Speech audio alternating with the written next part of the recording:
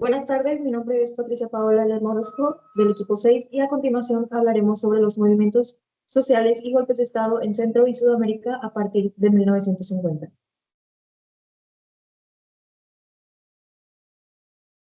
Para comenzar, tenemos los golpes de Estado en Centroamérica a partir de 1950. En Guatemala, muchas empresas norteamericanas tenían monopolios de cultivo en el país, como la United Fruit Company, UFCO, por lo que cuando Juan Jacobo Arbenz fue elegido presidente democráticamente en 1950 y empezó a instaurar reformas que se interponían ante los intereses de la UFCO y otras empresas, la CIA de Estados Unidos comenzó a armar un plan de emergencia eh, del 50 al 52 para derrocarlo. Así que en 1954, mediante una operación dirigida por el coronel Carlos Castillo Armas y apoyada por la CIA de Estados Unidos, Arbenz fue derrocado, renunciando a la presidencia. Poco después, Castillo Armas fue quien fue declarado presidente, trayendo consigo una dictadura en la que se prohibieron partidos políticos y sindicatos. También se anuló la Constitución de 1945 y se puso en marcha una persecución contra intelectuales comunistas. Continuando con Honduras, en 1956 se destituye al presidente Julio Lozano Díaz y ese mismo año asume el poder una junta militar que gobierna solamente por un año. En 1963, el entonces presidente Ramón Villeda es derrocado por el coronel Osvaldo López Arellano, quien gobernó hasta 1971. En 1972, un año después de que López Arellano dejó la presidencia, Ramón Ernesto Cruz era el entonces presidente, pero también fue derrocado por el mismo López Arellano, manteniéndose nuevamente en el poder hasta 1975. En 1978, el entonces presidente Juan Alberto Melgar Castro, que estaba en el poder, fue derrocado por un triunvirato, que es una junta militar compuesta por 3 personas. En este caso eran Policarpo Paz García, Domingo Álvarez Cruz y Amílcar Zelaya Rodríguez, gobernando hasta 1980. En 2009 sucedió un caso muy singular, ya que fue el primer golpe de Estado en el siglo XXI en el caso de Centroamérica, y lo que sucedió fue que el presidente de aquel entonces, Manuel Zelaya, fue destituido por las mismas Fuerzas Armadas del país. Fue expulsado a Costa Rica y el Congreso aprobó que fuera sustituido por Roberto Micheletti hasta 2010. Esto fue muy reprobado por la comunidad internacional. Sin embargo, tiempo después, Manuel Zelaya logró regresar a Honduras, no en su cargo como presidente, pero sí a la vida política que llevaba, y de hecho su esposa, Xiomara Castro, es la actual presidenta de Honduras. Continuando con El Salvador, en 1960 sucede un golpe de Estado contra José María Lemos, siendo sustituido por una junta de gobierno que gobernó hasta enero de 1961 y fue derrocado solamente por un grupo de militares que formaron el Directorio Cívico Militar. Fue hasta 1979 que volvió a suceder otro golpe militar, pero esta vez era en un medio de un ambiente sociopolítico bastante violento. El gobierno de Carlos Humberto Romero fue interrumpido por un grupo de militares jóvenes encabezados por Arnoldo Majano y Jaime Abdul Gutiérrez, instalando una junta revolucionaria de gobierno en su lugar. Algunos golpes de Estado fallidos en El Salvador fueron en 1972 contra el gobierno de Fidel Sánchez y en 1980 contra la Junta Revolucionaria de Gobierno que se había instaurado. Continuando con Nicaragua, ellos vivieron bajo la dictadura Somoza casi todo el siglo XX, pero esta fue derrocada en 1979, pero no mediante un golpe de Estado, sino que fue por la Revolución Sandinista, la Revolución de Nicaragua. Sin embargo, en 2018 los ciudadanos salieron a manifestarse contra el gobierno, lo que para el presidente de aquel entonces, Daniel Ortega, fue calificado como un intento de golpe de Estado que lograron detener. En cuanto a Panamá, Arnulfo Arias Madrid se volvió presidente de Panamá por segunda vez en 1949. 2 años después, en el 51, fue destituido por una ola de protestas y revuelta popular de la ciudadanía, apoyado por la Guardia Nacional. Algo similar vuelve a sucederle al mismo Arias en 1968, solamente 11 días después de haber asumido la presidencia. Los mandos de la Guardia Nacional fueron liderados principalmente por Omar Torrijos, en quien recayó el poder hasta su muerte en 1981. ¿Qué tal? Mi nombre es Luis Eduardo Mesa Barrón y continuando con este tema, pasamos ahora con los golpes de Estado en Sudamérica desde 1950. Comenzando con Argentina, que ha experimentado distintos golpes de Estado que han marcado su historia política moderna. El primero de ellos que vamos a mencionar es data del año 1955, que es la Revolución Libertadora. Esto hecho en el día 16 de septiembre de este mismo año. Los militares derrocaron a Juan Domingo Perón en un contexto fuerte de una polarización entre peronistas y antiperonistas. Este conflicto se agravó por disputas con la Iglesia y sectores conservadores. Este conflicto se justificó como una acción liberal o liberalista al país del peronismo, lo cual conllevó a una serie de gobiernos militares interinos. Bien, continuando con el mismo país, en 1976, el 24 de marzo, una junta militar tomó el poder tras derrocar a Isabel Perón, que en ese entonces era la presidenta. En medio de una crisis económica, hubo una violencia guerrillera y represión paraestatal. Este golpe fue ampliamente apoyado por sectores empresariales y políticos conservadores. Bien, ahora tenemos otros dos que tienen una diferencia muy corta de tiempo, de 4 años. En 1962, el derrocamiento de Frondizi, Arturo Frondizi, intentó reintegrar el peronismo en la política en el país de Argentina, lo que generó un descontento de los militares. En marzo de 1962 se llegó a un ultimátum militar que obligó a Frondizi a abandonar la presidencia. En 1966 estuvo la Revolución Argentina. En junio de este año, los militares liderados por Juan Carlos Onganía derrocaron al presidente Arturo Illia, justificando la acción como una necesidad de transformación profunda. Que esto estableció una dictadura militar con distintas reformas económicas y represiones a los opositores políticos. Ahora, pasando con Bolivia, que este país en 1964 tuvo un golpe de Estado, el cual fue el golpe de René Barrientos. El vicepresidente derrocó a Víctor Paz Estenssoro, marcando el inicio de un ciclo de gobiernos militares. Y en 1969, el golpe de Alfredo Bando Candia. El gobierno reformista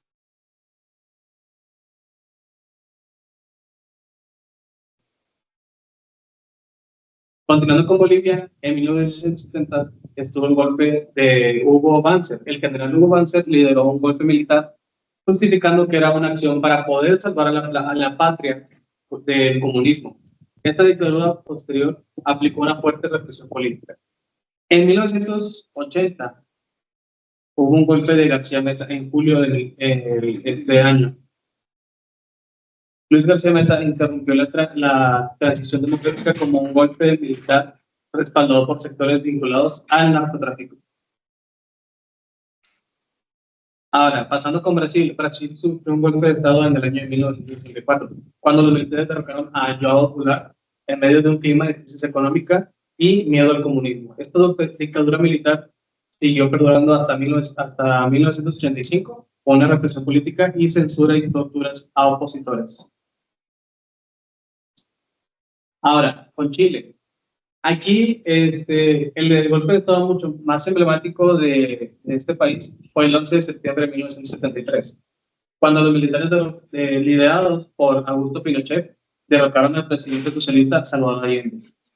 La crisis económica y la polarización política generaron el contexto para la intervención militar, que esto se justificó como una medida para restaurar el orden y para liberar a Chile del marxismo. Ahora, con Paraguay, en 1954, el general Alfredo Stroessner tomó el poder mediante un golpe de Estado, estableciendo una dictadura de más de 30 años. Su gobierno se justificó como una acción para pacificar el país, pero solo logró un régimen basado en el control absoluto del Estado y la persecución de opositores.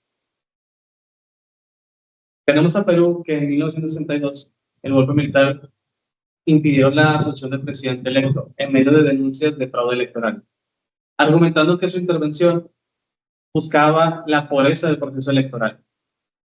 Y en 1968, el golpe de Juan Velasco Alvarado tomó el poder de un golpe militar y justificó su acción como una medida para implementar reformas estructurales. Continuando con el mismo país, aquí hubo un autogolpe de Fujimori. El presidente Alberto Fujimori disolvió el Congreso y el Poder Judicial en un intento de poder consolidar su autoridad en el país. Esto se vio como una lucha contra la corrupción y el mismo terrorismo. Cuando Uruguay, en 1973, el golpe de Estado se produjo en medio de una crisis económica y una actividad guerrillera. Aquí las Fuerzas Armadas justificaron esta intervención como combatir a la subversión.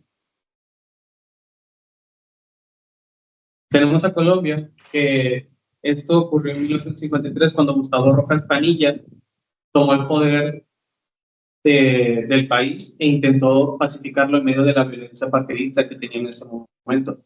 Esta acción sirvió como un refuerzo para poder restaurar el orden, pero hubo una represión política. En 1957, Rojas Pinilla fue obligado a renunciar debido a la presión pública que el país estaba ejerciendo.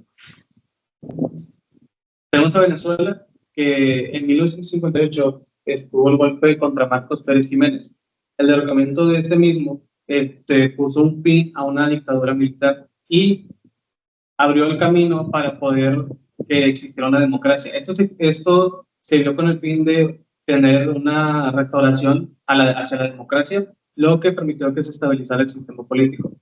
En 1992 tenemos los intentos de golpe de Hugo Chávez, que estos fueron encabezados por Hugo Chávez contra Carlos Andrés Pérez. Esto reflejaba el descontento que tenía la población venezolana por la crisis económica que llevaban en ese entonces. Yo soy Cárdenas Rodríguez y siguiendo con el tema, yo voy a hablar sobre las guerrillas de izquierda en Sudamérica. Bueno, durante la segunda mitad del siglo XX siguieron varios movimientos. Guerrillas en Sudamérica inspiradas en el marxismo, el castrismo y el antiimperialismo. Bueno, en Colombia en 1964 y 1964 se alcanzaron en armas reclamando justicia sociales y acceso a la tierra en una nueva estructura política. Y en Perú el Sendero Luminoso en 1980 inició una guerra interna, o sea, con una ideología, ¿cómo se le llamaba? Moaicista, radical, que derivó en violencia extrema contra civiles y el Estado. Bueno, aunque algunos grupos lograron apoyo popular iniciando sus métodos y violentos, secuestraron a narcotráficos y enfrentaron a un ejército generando un rechazo muy grande. En Colombia firmaron la paz en 2016. Sigue activo. En Perú el Sendero fue debilitando tras la captura de su líder en 1992. Bueno, todo esto se resume al conflicto armado colombiano de más de 220,000 muertos y millones de desempleados. O sea, según la Comisión de la Verdad, el proceso de paz con los FARC es uno de los más complejos de América Latina. Estas guerrillas muestran cómo los movimientos sociales armados marcaron una profunda historia en Sudamérica, muchas veces en contexto de gobierno, debilitaron a autoridades donde las vías pacíficas de participación estaban muy cerradas. Vamos con la Revolución Sandinista en Nicaragua en 1979. Este fue un movimiento liderado por Frente Sandinistas de Liberación Nacional, que derrocó a la dictadura de Somoza tras más de 40 años de autoritarismo en corrupción, inspirados en ideas marxistas y antiimperialistas. El impulso de reformas sociales como la alfabetización, creo que se llama, y la reforma agraria, a pesar de sus logros, enfrentó una guerra civil finalizada por Estados Unidos y la la contra en 1990. Perdió el poder, pero su líder Daniel Ortega regresó en el 2007, siendo hoy críticas por autoritarismo. Bueno, esto se puede resumir como tras el terremoto de Managua en 1972, el gobierno de Somoza desvió la ayuda interna para el beneficio propio, lo que aumentó el descontento popular y no, frente al sandinista de la Liberación Nacional. En solo un año, la campaña de alta fetización sandinista redujo el alfabetismo del 50% al 13%, reconociendo valorado por la UNESCO. La revolución sandinista fue uno de los pocos casos en Centroamérica donde un movimiento social logró tomar el poder mediante una insurrección armada, lo que implicó un cambio a un régimen en forma de golpe revolucionario. El movimiento de los trabajadores rurales sin tierra. Esto surgió en Brasil en 1984 con el objetivo de buscar justicia frente a la distribución de tierras, que era bastante desigual. Millones de campesinos vivían sin tierra mientras grandes haciendas estaban abandonadas. Por eso el MST ocupaba tierras improductivas para vivir, cultivarlas y exigir que el Estado las legalice. Su lema fue que ocupar, resistir y producir. Gracias a esto han logrado más de 7,000 asentamientos donde viven alrededor de si no me equivoco, 3,700,000 familias. Además de tierra, promueven la agroecología, la vida comunitaria y la educación popular, con escuelas y formación política.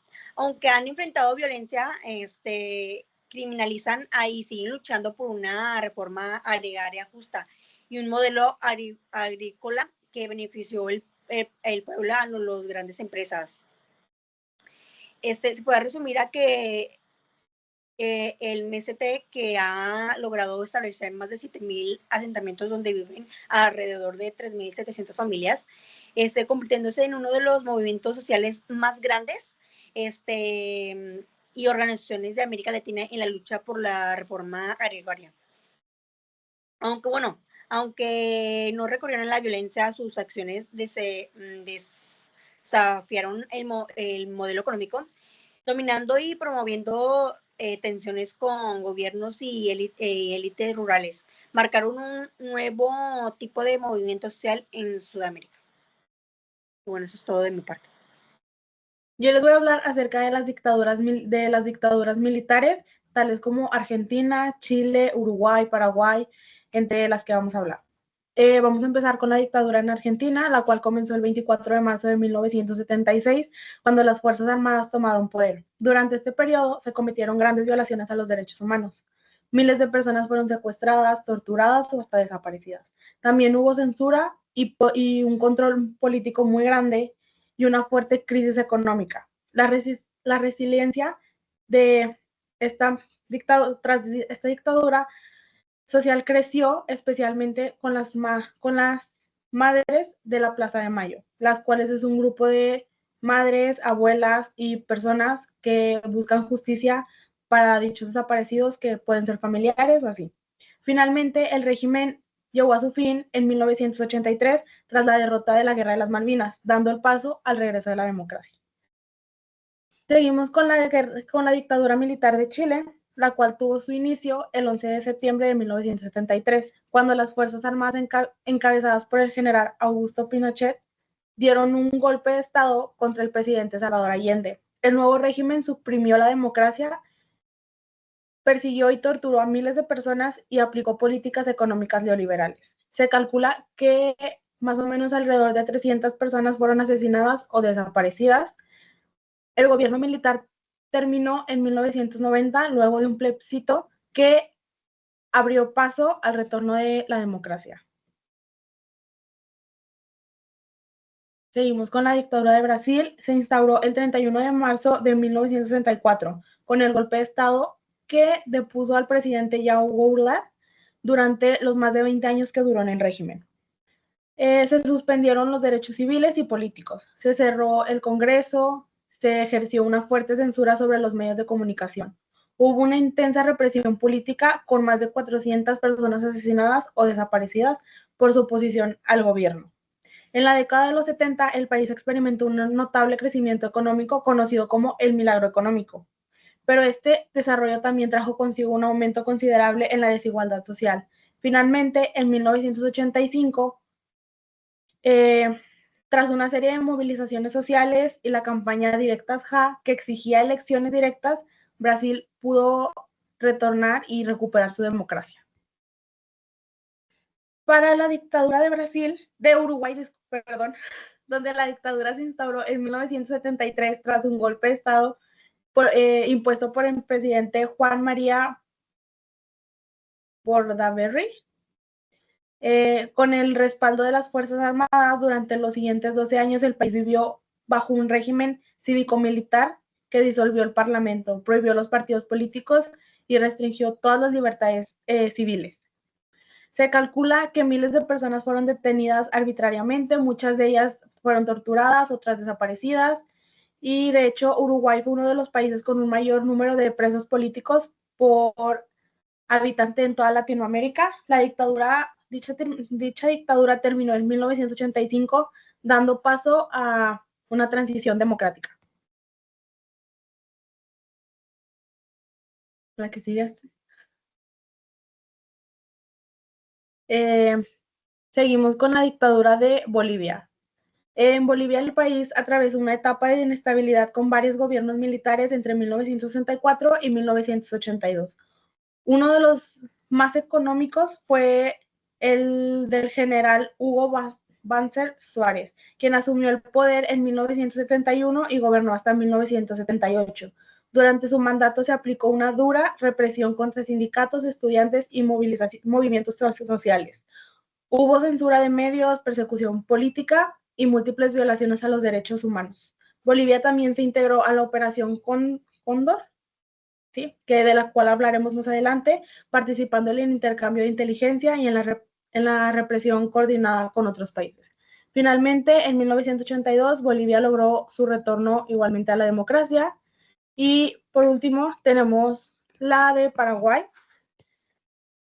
Dicha dictadura fue liderada por Alfredo Stroessner, algo así, quien llegó al poder en 1974 y se mantuvo ahí durante 35 años hasta 1989.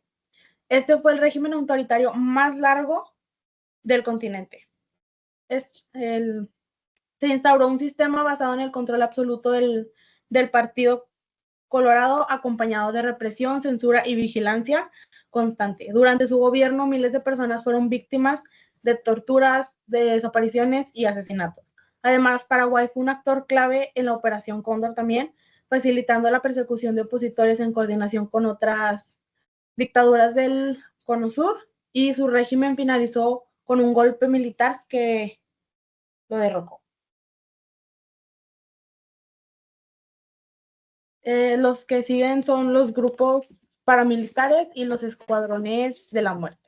Estos escuadrones fueron grupos armados, muchas veces clandestinos, que actuaron con apoyo o tolerancia del Estado y que llevaron a cabo acciones de represión extrema contra quienes eran considerados enemigos políticos o sociales. Su objetivo era eliminar cualquier forma de oposición usando métodos como la tortura, desapariciones forzadas y asesinatos.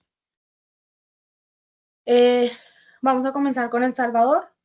Durante la guerra civil que se extendió de 1980 a 1992, surgieron varios escuadrones de la muerte. Uno de los más conocidos fue el batallón de Atlancan, el cual fue una unidad élite del ejército entrenada por Estados Unidos. Este batallón estuvo implicado en masacres como la del Mozote, donde más de 800 civiles fueron asesinados. Muchos de estos escuadrones eran dirigidos por oficiales militares y por figuras como Roberto Dawson, quien es señalado como uno de los principales responsables de organizar estas estructuras. Recientemente, documentos como el Libro Amarillo han confirmado la existencia de listas negras elaboradas por las Fuerzas Armadas para identificar y eliminar a los supuestos enemigos de dicho régimen. Tenemos a continuación a Guatemala, que durante su conflicto armado en 1960 y 1999 también existieron dichos escuadrones ligados al ejército y a la inteligencia militar. Entre estos destacaban la Mano Blanca y la Nueva Organización Anticomunista. Estos escuadrones secuestraban, torturaban y asesinaban estudiantes, sindicalistas y periodistas, a cualquier persona que representara una amenaza para el régimen. El llamado Diario Militar, un archivo secreto que se hizo público años después del documento con nombres y fechas, los crímenes cometidos contra más de 180 personas. Estos crímenes fueron parte de lo que la ONU ha calificado como genocidio contra los pueblos indígenas y opositores. Y pasando a Colombia, desde la década de 1980, el conflicto armado interno ha estado marcado por la presencia de grupos paramilitares como las Autodefensas Unidas de Colombia. Estos grupos surgieron en teoría para combatir a las guerrillas, pero terminaron actuando como escuadrones de la muerte, realizando masacres, desplazamientos forzados y asesinatos selectivos. Se estima que han sido responsables de aproximadamente 180,000 muertes.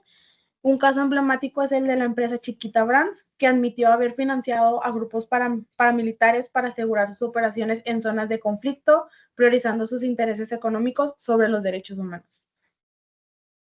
En los 3 países, estos grupos operaron con una impunidad durante años, dejando un legado de dolor, desconfianza en las instituciones y violaciones sistemáticas en los derechos humanos. Ya por último, tenemos a la Operación Cóndor, la cual fue una alianza secreta entre las dictaduras militares de América del Sur durante los años 70 y 80. Fue un plan de cooperación entre los gobiernos militares de Chile, Argentina, Uruguay, Paraguay, Bolivia y Brasil. El objetivo era claro: perseguir, capturar y eliminar a cualquier persona considerada una amenaza políticamente, especialmente militares de izquierda y exiliados. Lo más grave fue que en esta persecución traspasó fronteras. Una persona podía huir de su país, pero igual era secuestrado en otro país con ayuda de los servicios de inteligencia vecinos. Esto incluyó espionaje, detenciones ilegales, torturas, desapariciones forzadas e incluso asesinatos. Su existencia se confirmó oficialmente en el hallazgo de los archivos del terror en Paraguay en 1992.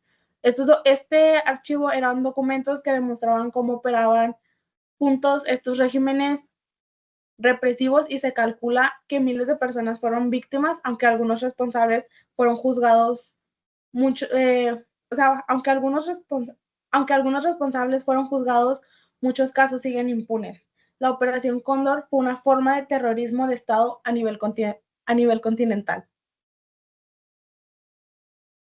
Buenos días, mi nombre es Astrid Iyetsi Treviño Villarreal y yo les voy a hablar sobre los líderes de izquierda en Centro y Sudamérica desde 1950.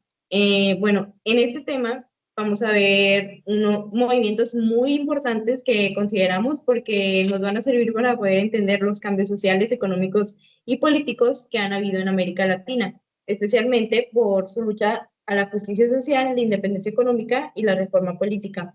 Vamos a ver también en cómo estos líderes han influido en su política, sino que también influyeron en los cambios simbólicos de resistencia frente a las diferentes dictaduras que han enfrentado y las desigualdades que existen o existieron.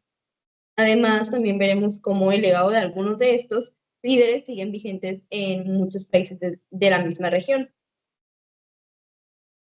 Hablando un poco del contexto histórico y político, para entender a estos líderes tenemos que ver que a partir de 1950 muchos países en América Latina vivían bajo dictaduras militares o gobiernos autoritarios, muchas veces apoyadas de Estados Unidos en el contexto de la Guerra Fría, pero frente a esto surgió la izquierda como un modelo para los gobiernos conservadores y neoliberales que benefician a las élites económicas. Aquí es muy importante aclarar que el neoliberalismo era un modelo económico que buscaba reducir el papel del Estado en la economía y promover el libre mercado. Pero América Latina generó mayor pobreza, desigualdad y privatización de servicios básicos. Un punto clave fue la Revolución Cubana en 1959, que inspiró a muchos movimientos de izquierda a luchar por la justicia social y la liberación nacional. Bueno, aquí tenemos el mapa de los líderes de izquierda en Centroamérica a manera de apoyo visual. Identificamos con rosa a los principales líderes de izquierda que surgieron a partir de los 2000.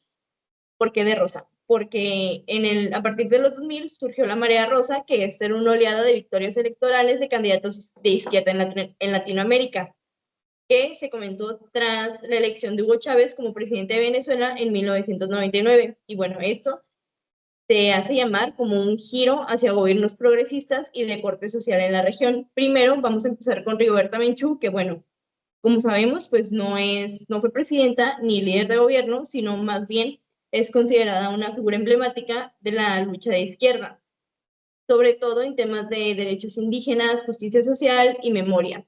Fue una activista indígena que luchó por los derechos de los mismos pueblos originarios y durante la Guerra Civil en Guatemala. En su libro Me llamo Rigoberta Menchú, denunció los abusos y la represión del Estado y en 1992 ganó el Premio Nobel de la Paz y se convirtió en un símbolo internacional. Por eso es importante mencionarla. También seguimos con Jacobo Arbenz en Guatemala, que él fue uno de los primeros presidentes reformistas de izquierda en América Latina. Impulsó también una profunda reforma agraria que afectó a los intereses del United Fruit Company, que fue derrocado por el golpe de Estado con apoyo de la CIA, y su caída marcó el inicio de décadas de conflictos armados. Ahora empezamos con Salvador Sánchez Serén, que, bueno, como vemos está en rosa, es parte de la Marea Rosa, que fue un miembro del Frente Farabundo Martí para la Liberación Nacional, mejor conocido como el FMLN, que fue un exguerrillero y presidente de El Salvador. Su gobierno impulsó programas sociales y también buscó reducir las desigualdades, aunque también pues al momento de estar buscando reducir esto, enfrentó grandes desafíos de violencia e inseguridad. Seguimos con Mauricio Funes, que también es de El Salvador, y pues de la Marea Rosa, que también formó parte del FMLN, que fue el primer presidente de izquierda en la historia democrática del país. Promovió la inversión social, la salud pública gratuita y la transparencia, aunque bueno, más tarde también enfrentó denuncias por corrupción. Ahora pasamos a José Figueres Ferrer en Costa Rica, que bueno, él fue el líder de la revolución de 1948 en Costa Rica y abolió el ejército en 1948, algo que pues a Costa Rica le sigue costando porque hasta hoy sigue sin fuerzas armadas. Y pues también fue presidente en 3 periodos e impulsó reformas sociales como la nacionalización de los bancos, el fortalecimiento de la educación pública y la creación de instituciones democráticas. Pasamos a Daniel Ortega en Nicaragua, que bueno, este líder formó parte del Frente Sandinista y gobernó en los años 80. Él volvió al poder en 2007 y bueno, aunque inicialmente fue un símbolo de lucha revolucionaria, actualmente en su gobierno ha sido criticado por su autoritarismo y la represión de opositores. Pasamos ahora a los líderes de izquierda en Sudamérica. Primero que nada tenemos a Hugo Chávez, que bueno, como ya vimos, con él se inició la Marea Rosa, o sea, entrando él al cargo, se inició la Marea Rosa en 1999 y propuso el socialismo del siglo XXI. Nacionalizó el petróleo, impulsó programas sociales de salud, educación y alimentación, especialmente en los sectores más pobres. También fundó el movimiento bolivariano, inspirado en Simón Bolívar, y promovió la integración latinoamericana a través de los organismos como ALBA.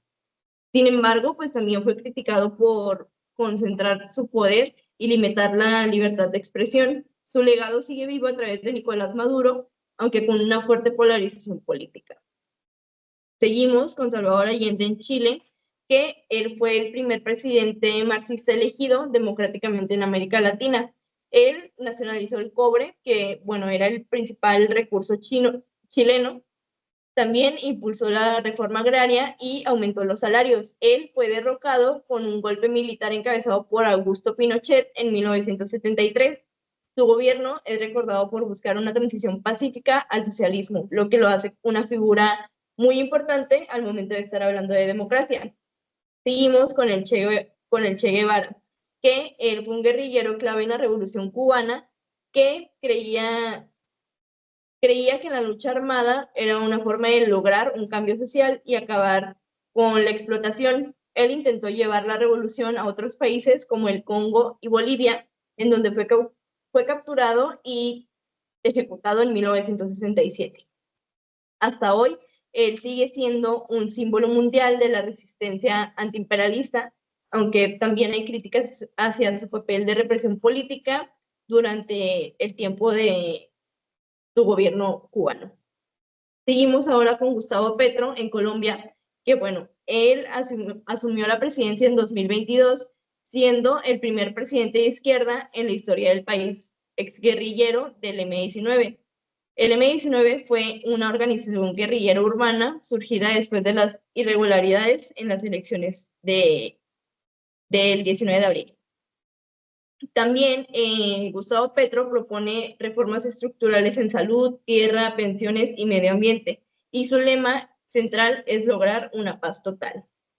Seguimos con Lula da Silva, que gobernó en Brasil entre 2003 y 2010 y actualmente volvió al poder en 2023 como líder sindical y fundador del Partido de los Trabajadores.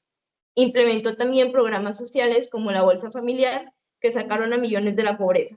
También defendió una política exterior más independiente y promovió la integración regional. Seguimos con Evo Morales en Bolivia, que fue un presidente entre 2006 y 2019. Fue el primer presidente indígena del país y lideró un proceso de nacionalización de recursos naturales, reducción de la pobreza y reconocimiento del Estado plurinacional de la nueva Constitución. La figura de Evo Morales es clave para poder entender el nuevo giro indígena y popular de la izquierda boliviana. Seguimos con Michelle Bachelet, que gobernó 2 periodos, del 2006 al 2010 y del 2014 al 2018, destacándose por sus reformas educativas, la promoción de derechos de las mujeres y el rol internacional en defensa de los derechos humanos. Actualmente, Gabriel Boric es un joven ex líder estudiante que encabeza un gobierno progresista enfocado en la igualdad, el feminismo y la justicia ambiental. Pasamos a los últimos, que son Néstor Kirchner y Cristina Fernández de Kirchner, que bueno, podemos ver que es su esposa. Ellos fueron líderes fundamentales de la Marea Rosa en Argentina. Sus gobiernos marcaron una fuerte recuperación del papel del Estado en la economía con políticas de justicia social, derechos humanos y soberanía económica. Su legado influyó en toda la región y consolidó una corriente kirchnerista, así le llamaron, a un movimiento político de centro izquierda que se caracterizaba por la unión de ideas, personas y grupos políticos que se identificaban por estos dos líderes dentro del progresismo latinoamericano. Ahora, bueno, hay que ver, bueno, todos ellos fueron líderes, ya sea de Centroamérica o de Sudamérica. Hay que ver las características comunes que tenían entre ellos, que tenían entre ellos.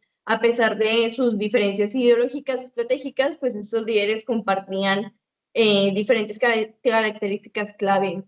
El primero puede ser el antiimperialismo, que bueno, muchos de estos se opusieron a la intervención extranjera, especialmente de Estados Unidos, defendiendo su soberanía nacional y rechazando el neoliberalismo. También tenemos la justicia social, que aquí, bueno, pues estos líderes tuvieron como prioridad el mejorar las condiciones de vida de las clases populares, los trabajadores, campesinos y pueblos indígenas. De igual manera, tenemos el uso de la lucha armada, que bueno, aquí algunos como el Che Guevara, pues apostaron la vía revolucionaria y armada, mientras que otros como Allende lo hicieron mediante elecciones y reformas. O sea, era una lucha constante entre la lucha armada y la vía a la democracia. También, por último, tenemos los movimientos de resistencia, que bueno, aquí todos fueron parte de movimientos que enfrentaron dictaduras, poderes económicos concentrados o también políticas excluyentes, debido a que pues algunos de estos se organizaron en guerrillas y otros en partidos políticos o en activismo socialmente. Tenemos, bueno, esto fue ya tiene mucho rato, entonces a pesar de que ya haya pasado, pues como ya vimos, queda como marcado su legado y hay que ver cómo esto impacta en la actualidad, cómo nos impacta a nosotros pues actualmente. Debido a que el legado de estos líderes se puede ver hoy mismo en muchos países, por ejemplo en Bolivia con Evo Morales, en Brasil con Lula da Silva o en Colombia con Gustavo Petro. Todos ellos forman parte de una nueva ola de izquierda que busca combinar justicia social con democracia.